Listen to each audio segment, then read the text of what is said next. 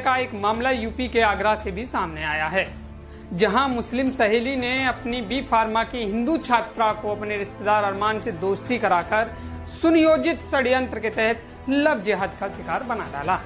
अब सुनिए पूरी घटना क्या है। मुस्लिम सहेली द्वारा हिंदू युवती की अरमान से दोस्ती कराने के बाद युवती अक्सर अरमान से फोन पर बात किया करती थी। जब यह बात युवती की मां को पता चली तो उसने युवती को डांट दिया और इसी बात पर गुस्सा होकर वह घर से अरमान के पास चली गई।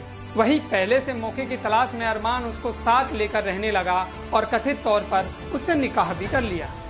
इस बीच आगरा पुलिस ने परिजनों की शिकायत मिलने पर छापेमारी कर छात्रा को अरमान के पास से बरामद कर लिया, लेकिन तब तक जिहादी अरमान पूरी तरह से छात्रा का ब्रेन वॉश कर चुका था, जिसके कारण परिवार के लाख समझाने पर भी युवती नहीं मानी और खुद को बालिग साबित कर फिर से अरमान के साथ चली गई और परिवार को भी अंततः चुप होकर बैठना पड़ गया।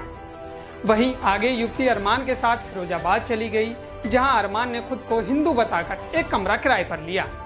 सब कुछ ठीक रहा, लेकिन उसके बाद जिहादी अरमान ने अपना असली रंग दिखाना शुरू कर दिया और युवती को प्रताड़ित करना शुरू कर दिया।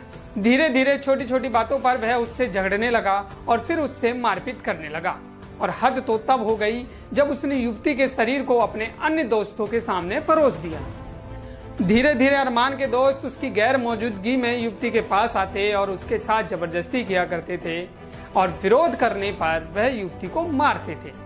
आसपास रहने वाले लोगों को युवती की चीखें अक्सर सुनाई देती थी, लेकिन सहेली की साजिश से वह अरमान के जाल में इस कदर फंस गई थी कि वह चाहकर भी आजाद नहीं हो पा रही थी। इस परेशानी से बचने के लिए उसने सुसाइड का प्रयास किया, लेकिन उसे आसपास के रहने वाले लोगों ने बचा लिया और युवती की आप बीती सुनकर उसका संपर्क हिंदू जागरण मंच के पदाधिकारियों से करा दिया।